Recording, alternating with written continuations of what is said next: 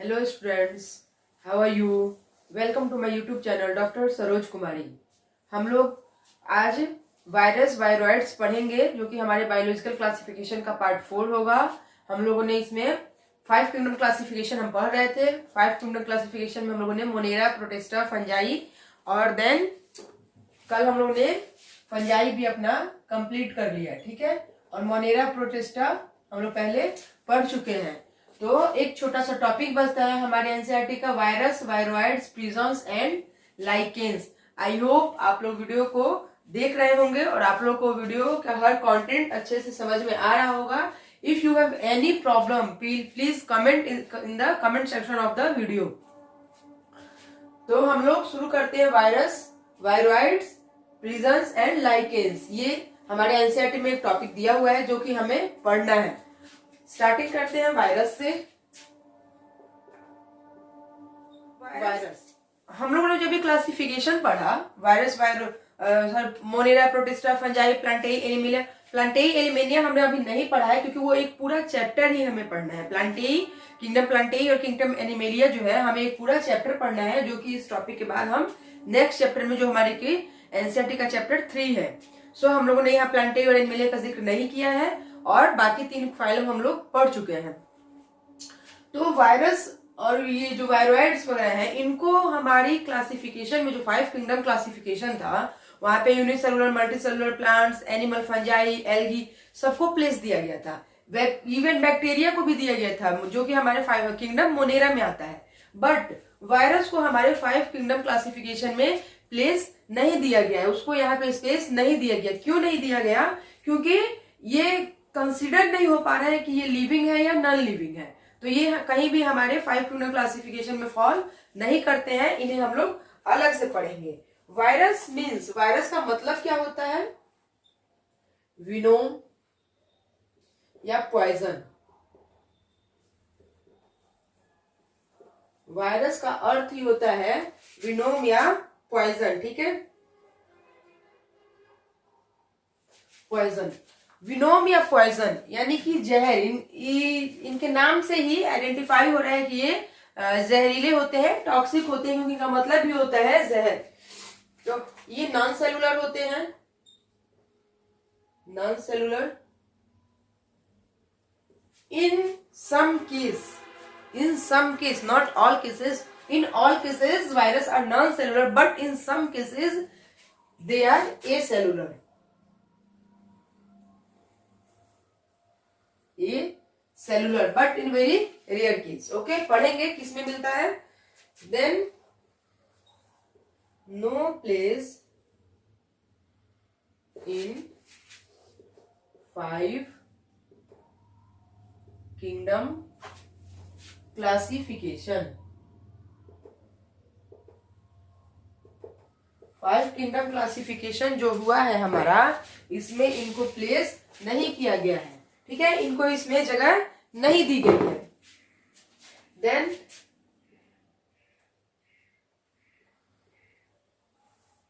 Connecting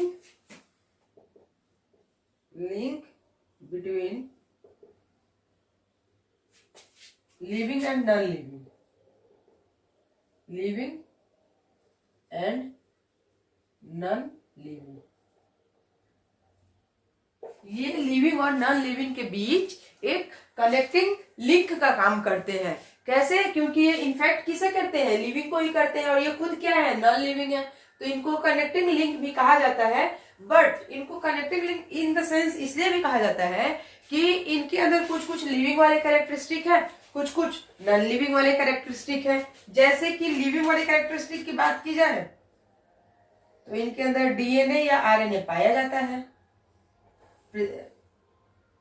DNA या RNA present होता है। देन इनके अंदर प्रोटीन कोटिंग होती है,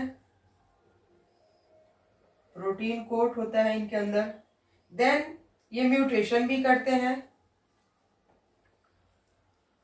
ठीक है। ये एंजाइम रिलीज भी करते हैं, इन्फेक्शन भी कॉज करते हैं। बताइए, ये सब हुए ना लिविंग वाले कैरेक्टर्स। डीएनए आरएनए है, डीएनए आरएनए किसका कैरेक्टर है? लिविंग का कैरेक्टर है। तो हम इसे कह सकते हैं कि ये लिविंग है।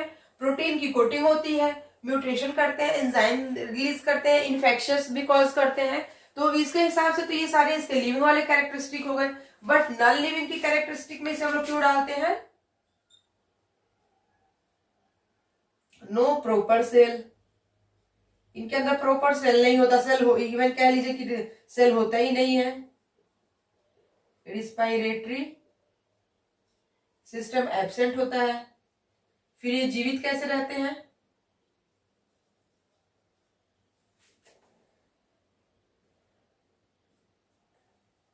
They can't grow outside the host body.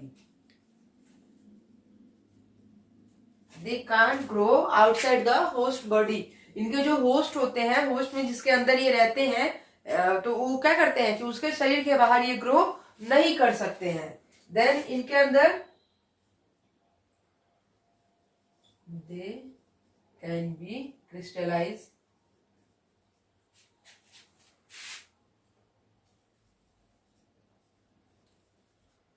They can be crystallise. तो ये हुए ना इसके कैरेक्टर्स नॉन लिविंग वाले, कि ये लिविंग भी है और नॉन लिविंग भी है। लिविंग में अगर ये सारे कैरेक्टर्स हैं इसके पास तो ये लिविंग के में फॉल करते हैं। बट इसके साथ साथ ये तो है ही, ये भी है। ये डीएनए तो है लेकिन प्रॉपर सेल नहीं है, प्रोटीन है, रिस्पायरेटरी सिस्टम नहीं है। They can't grow outside the body of host, host के बॉडी के बाहर ये ग्रो ही नहीं कर सकते, कैपेसिटी नहीं है इनकी। दे कैन बी क्रिस्टलाइज्ड, ये क्रिस्टलाइज्ड होते हैं। तो इन कैरेक्टरिस्टिक के आधार पर ही इन्हें कहा गया है कि वायरस जो होते हैं वो लिविंग और नॉन लिविंग के बीच का एक कनेक्टिंग लिंक होते हैं। साइंटिस्ट का कंट्रीब्यूशन देखते हैं कि किस साइंटिस्ट ने क्या कंट्रीब्यूशन दिया था वायरस में। हमारे साइंटिस्ट थे लुईस पास्चर, जिन्होंने क्या किया था, टर्म वायरस दिया था। वायरस टर्म अगर क्वेश्चन आता है कि who given the term virus, तो वहां हम लोग लुईस पास्चर को सेलेक्ट करेंगे। Louis Pasteur given the term virus.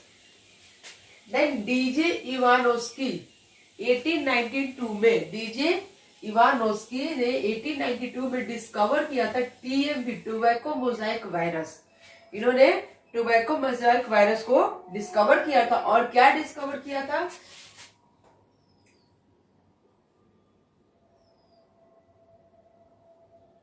Discover किया था फिल्ट्रेबल प्रॉपर्टी ऑफ वायरस। वायरस की फिल्ट्रेबल प्रॉपर्टी होती है, जिसे किसने डिस्कवर किया था?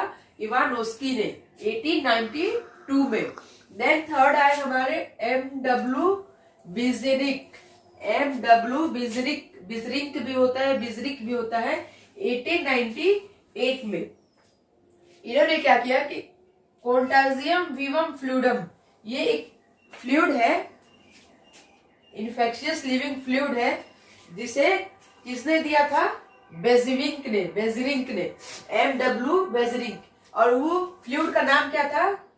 कहीं कहीं ये भी मिल जाएगा क्वेश्चन कि इन्फेक्शियस लिविंग फ्लूइड किसने दिया था, किसने डिस्कवर किया था, तो वहां भी बेजरिंक ही होंगे। और कहीं कहीं आ जाएगा कॉन्टाजियम विवम फ्लूइडम, ये पैथोजन है जो क्या करता है, इन्फेक्शियस लिविंग फ्लूइड को, ये लिविंग फ्लूइड को ये इन्फेक्ट करता है। तो ये भी विजरिंग का ही नाम आएगा, ठीक है। देन ये इन्होंने किया था 1898 में। देन आया हमारे डब्ल्यू.एम. स्टेनले 1935 में, मोस्टली रिसेंट। इन्होंने क्रिस्टलाइज्ड वायरस की खोज की थी। वो क्रिस्टलाइज्ड वायरस कौन से थे? टोबैको मोजाइक वायरस थे हमारे। डब्ल्यू.एम. स्टेनले ने 1935 में क्रिस्टलाइज्ड वायरस की खोज की। वो क्रिस्टलाइज्ड वायरस थे हमारे TMV, tobacco mosaic virus. No virus contain both RNA and DNA. कोई भी ऐसा virus, any virus not in present both RNA और डीएनए। अगर किसी वायरस के अंदर आरएनए है तो डीएनए एब्सेंट होगा, अगर डीएनए है तो आरएनए एब्सेंट होगा। डीएनए और आरएनए दोनों चीजें एक ही वायरस में प्रेजेंट नहीं हो सकती है, ऑलवेज रिमेंबर। इनका रिप्रोडक्शन कैसे होता है वायरस का? इनका रिप्रोडक्शन दो तरह से होता है, एक तो फैगिक होता है, एक पिनोसाइटिक होता है, ठीक है। फैगिक में क्या होता है कि only the nucleoid enter the host cell. Virus का ये अगर हमारा वायरस है तो इसके ये जो न्यूक्लियोइड्स हैं ये इंटर करते हैं होस्ट सेल के अंदर, जिसको ये वायरस कॉज कर रहा है, तो ठीक है। तो वहां पे क्या होगा कि न्यूक्लियोइड जो है इसके वो इंटर्स करेंगे। याद रखना है कि फैगिक रिप्रोडक्शन में न्यूक्लियोइड इंटर करते हैं होस्ट सेल में, और पिनोसाइटिक में whole virus passes into the host cell. Complete virus जो होता है वो होस्ट सेल के अंदर एंट्री ले लेता है, एक्सेप्ट इन्वेलप। अगर इन्वेलप है तो इन्वेलप होस्ट सेल की बॉडी में एंट्री इंजेक्ट नहीं जाएगा, और अगर इन्वेलप है ही नहीं उसका तो वो क्या होगा, पूरा का पूरा वायरस की होस्ट सेल में चला जाता है, ठीक है। रिप्रोडक्शन याद रखेंगे, 2 टाइप्स ऑफ रिप्रोडक्शन, फैगिक और पिनोसाइटिक। फैगिक में क्या होगा कि न्यूक्लियोइड जो है वो एंट्री लेंगे होस्ट सेल में, और पिनोसाइटिक में होगा कि होल वायरस एंट्री ले लेगा। Then phagic is also 2 types. Phagic जो होता है ये हमारा फैगिक रिप्रोडक्शन, ये भी 2 तरह से होता है। एक होता है लाइटिक, ठीक है, एक होता है लाइसोजेनिक। ये भी 2 तरह से होते हैं। लाइटिक में क्या होता है कि the host cell undergo lysis means होता है डाई, मर जाना, ठीक है। तो लाइटिक जब रिप्रोडक्शन का लाइटिक स्टेज होगा तो वहां क्या होगा कि होस्ट सेल जो है वो मर जाएगा, जिसके बॉडी में वो गया है वो होस्ट मर जाएगा। लेकिन लाइसोजेनिक में क्या होता है कि the host cell does not get lysed, यानी कि जो होस्ट सेल होता है वो डाई नहीं होता है, वो जीवित रहता है, बस वो उससे इन्फेक्टेड रहता है। लेकिन लाइटिक में क्या होता है कि वो होस्ट सेल पूरा पूरा डाई हो जाता है।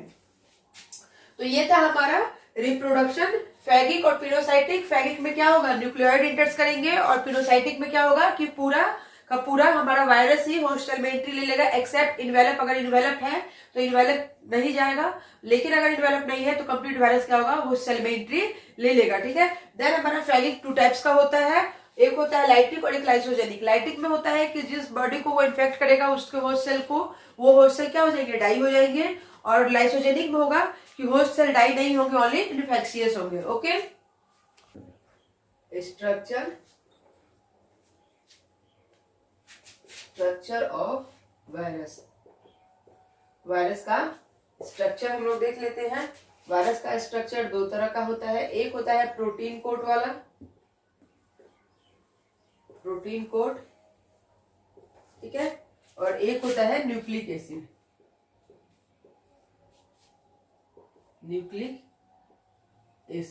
एक प्रोटीन कोट होता है, एक न्यूक्लिक एसिड होता है। प्रोटीन की कोटिंग जो होती है ये हमारा 95% वायरस का 95% हिस्सा किससे बनता है, प्रोटीन कोट से। देन 5% हिस्सा जो होता है ये हमारा न्यूक्लिक एसिड का होता है।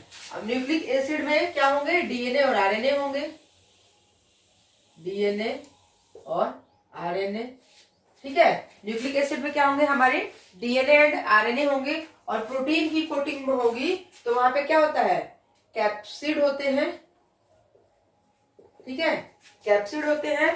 कैप्सिड किसे कहते हैं, the protein code is called capsid, या प्रोटीन की कोटिंग को कैप्सिड कहते हैं, और ठीक है। और कैप्सिड के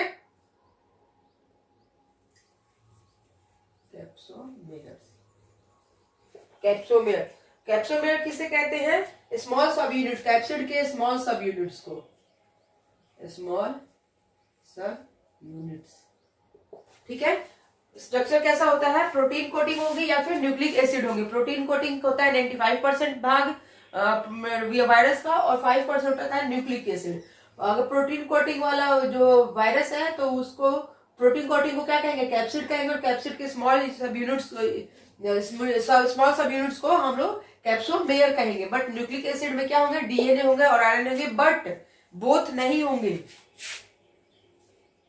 नोट बोथ, ये दोनों नहीं होंगे, BOTH, नोट बोथ, दोनों नहीं होंगे, या तो डीएनए होगा या आरएनए होगा, पहले ही मैंने बता दिया है, ठीक है। अब बात करते हैं टाइप्स ऑफ डीएनए की, types of virus, types of virus.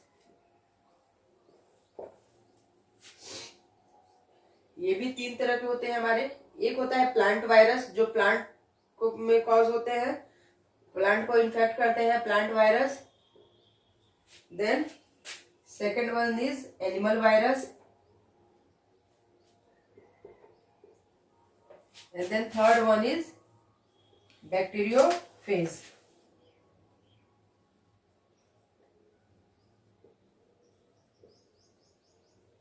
Bacteriophages, ठीक है। प्लांट वायरस जो होते हैं ये हमेशा सिंगल स्ट्रैंडेड होते हैं, सिंगल स्ट्रैंडेड आरएनए होते हैं, ठीक है। प्लांट के जितने भी वायरस होते हैं वो सारे सिंगल स्ट्रैंडेड आरएनए होते हैं, बट एनिमल वायरस जो होते हैं वो सिंगल स्ट्रैंडेड आरएनए होंगे, ठीक है।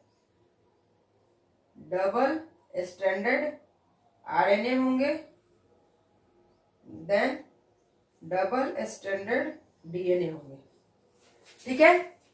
प्लांट में जो होंगे वो क्या होंगे, सॉरी एनिमल में ये सिंगल स्ट्रैंडेड यहाँ मैंने फुल लिखा हुआ है, सिंगल स्ट्रैंडेड आरएनए भी होंगे, डबल स्ट्रैंडेड आरएनए भी होंगे और देन डबल स्ट्रैंडेड डीएनए भी होंगे। बट बैक्टीरियोफेज क्या होंगे,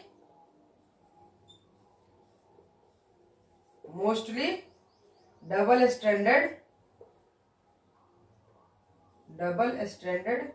डीएनए होंगे। बैक्टीरियोफेज क्या होंगे, मोस्टली डबल स्ट्रैंडेड डीएनए होंगे। अब हमारा यहाँ पे जो है ये सिंगल स्ट्रैंडेड आरएनए, ठीक है, और ये डबल स्ट्रैंडेड आरएनए, ठीक है। अब यहाँ देखिए सिंगल स्ट्रैंडेड आरएनए कौन कौन सी बीमारियां कॉज करेंगे एनिमल्स में, मीजल्स,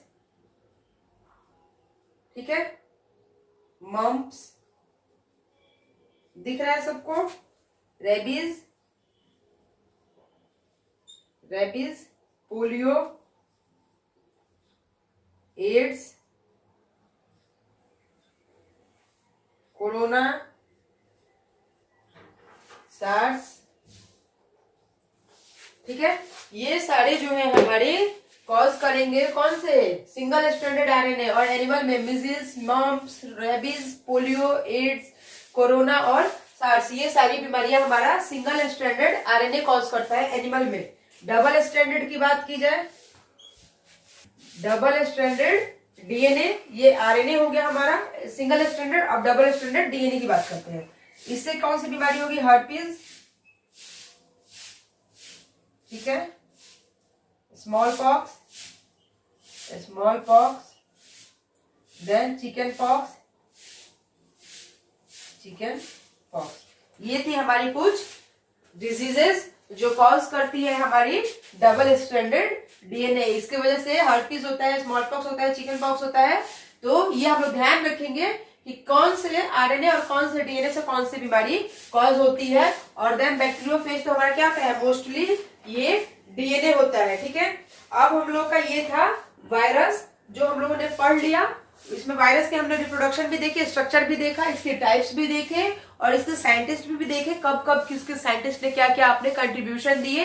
देन अब हम लोग पढ़ेंगे नेक्स्ट वायरॉइड्स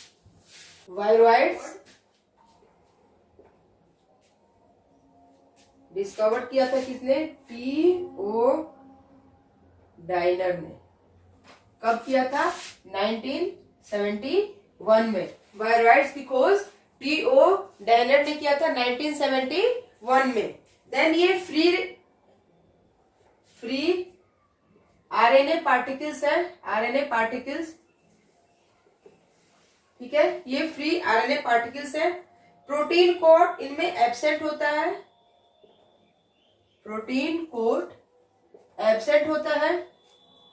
ठीक है, किसमें, वायरॉइड्स में, इनमें प्रोटीन कोड एब्सेंट होता है। देन लो मॉलिक्यूलर वेट होता है इनका, होता है, ठीक है। डिजीज कॉज करते हैं, डिजीज, और किसमें, only plants.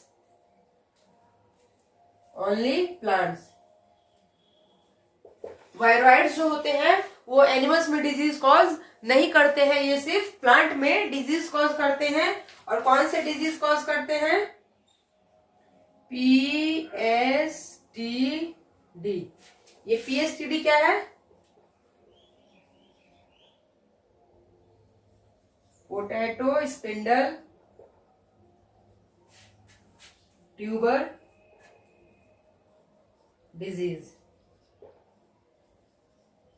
Potato spindle tuber disease. इसमें क्या होता है कि पोटैटो जो खेती की जाती है, किसान जो खेती करते हैं उसमें देखिएगा कि पोटैटो बड़े बड़े नहीं होते हैं, छोटी छोटी उनकी नोट्स हो जाते हैं। पोटैटो की जगह उनकी लतर, जब उनकी जड़ों जब बुखार के देखिएगा तो उसमें देखिएगा छोटे छोटे नोड्यूल्स होते हैं, वहां पोटैटो नहीं होता है। तो किसके कारण होता है? पीएसटीडी के कारण होता है। वो पीएसटीडी उसकी बीमारी है पोटैटो स्पिंडल ट्यूबर डिजीज, और जो कौन कॉज करता है? वायरोइड्स कॉज करते हैं। वायरोइड्स याद रखेंगे कि सिर्फ प्लांट्स में डिजीज कॉज करते हैं, not in animals. Then next reasons. Prions क्या है? इनमें न्यूक्लिक एसिड एब्सेंट होता है, यहाँ पे प्रोटीन एब्सेंट होता है। न्यूक्लिक एसिड एब्सेंट, ठीक है।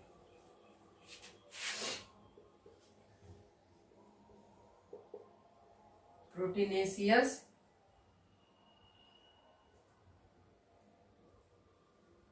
Infections particle, proteinaceous infections particle present होते हैं।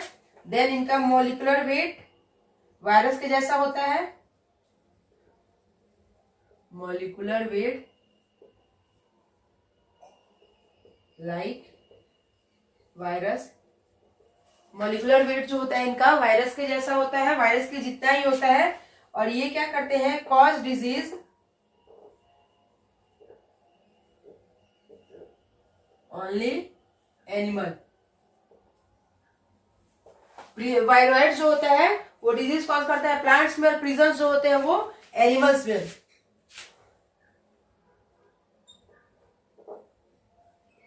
कैटल्स में, कैटल में डिजीज कॉज करते हैं बोविन spongy four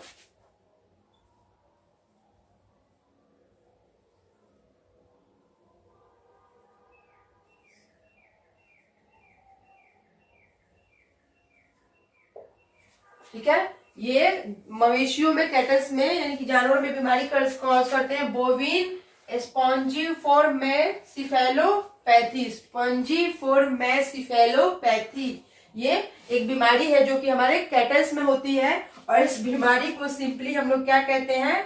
made cow disease. इसलिए आप लोग इसका साइंटिफिक नाम और इसका जनरल नाम दोनों याद रखेंगे, क्योंकि कहीं अगर जनरल नाम आ जाता है और आप लोग को साइंटिफिक नहीं पता है तो आप लोग कंफ्यूज हो जाइएगा कि ये कौन सी बीमारी है। सो इसका बीमारी का ये नाम आप लोग याद रखेंगे, और जनरली इसे मेड काउ डिजीज कहा जाता है, गाय में ये होती है। अगर ह्यूमन की बात की जाए, इन ह्यूमन में क्या होता है?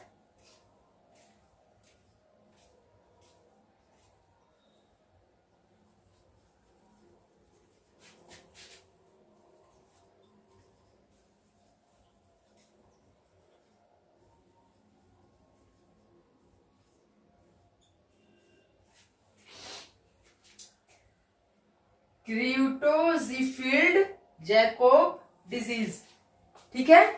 क्रियूटोजीफिल्ड जैकोब डिजीज, CJD आप लोग याद रखेंगे। ये बीमारी कौन कॉज करता है? प्रिजन्स कॉज करते हैं। और कहां करते हैं? Symptoms of plant infected virus. Symptoms क्या होंगे? जब कोई प्लांट हमारा इन्फेक्टेड हो जाएगा वायरस से तो सिम्टम्स होंगे, लीफ जो होगी उसकी, ठीक है, लीफ कैसी हो जाएगी? सिम्टम्स क्या होंगे प्लांट इन्फेक्टेड डिजीज के? लीफ जो है इसकी, लीफ रोलिंग हो जाएगी,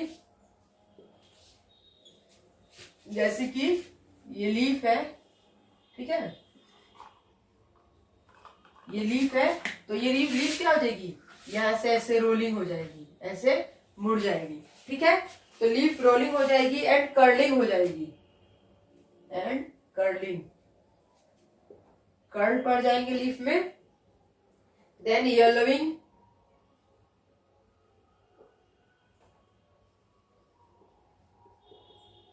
पीलापन आ जाएगा पत्तियों में।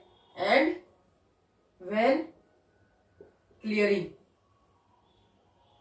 पत्तियों में पीलापन हो जाएगा और पत्तियों की जो वेन्स होती है वो क्लियर दिखाई देने लगेंगी।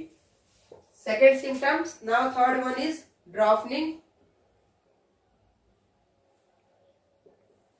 ड्रॉफनिंग, पत्तियां छोटी छोटी होने लगेंगी, पौधे छोटे हो जाएंगे। And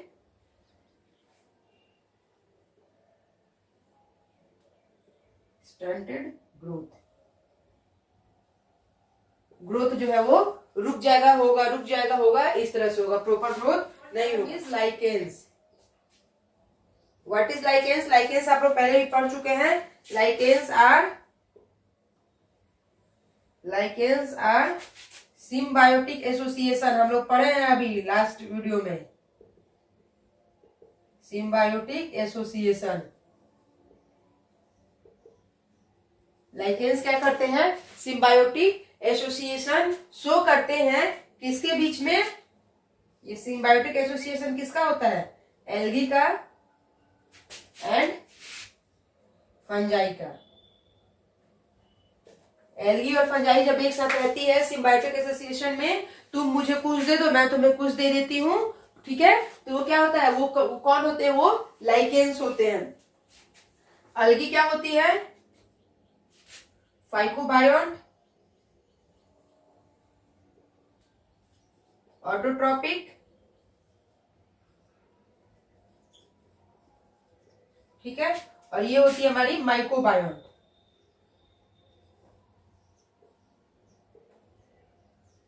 heterotrophic,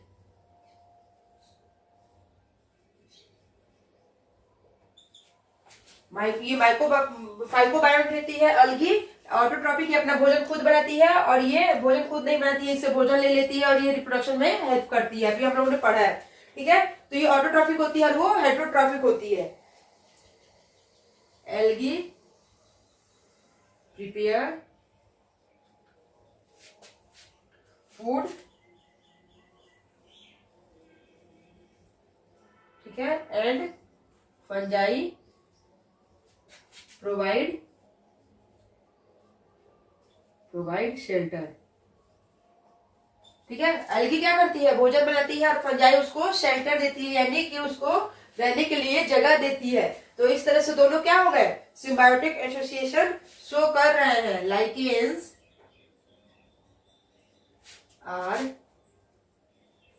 very good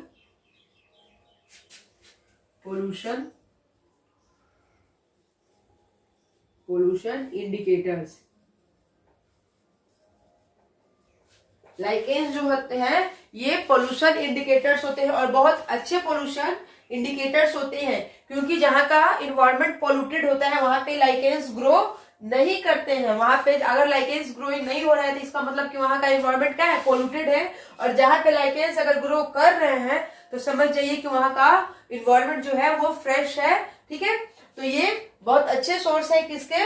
pollution indicator के, कि वहां का इन्वायरमेंट कैसा है। देन इसी टॉपिक के साथ वी आर कंप्लीटेड और virus, viroid, prisons and lichens. और इसी लाइकेंस और प्रिजन, वायरस, वायरॉइड के साथ ही हमारा ये बायोलॉजिकल क्लासिफिकेशन चैप्टर 2 कंप्लीट होता है। अब हम लोग एक न्यू चैप्टर स्टार्ट करेंगे, प्लांट किंगडम। तब तक के लिए आप इस वीडियो को देखते रहिए, लाइक एंड सब्सक्राइब और शेयर करते रहिए, ठीक है। मिलते हैं कल एक नए वीडियो और एक नए चैप्टर के साथ। तब तक के लिए ओके बाय, थैंक यू।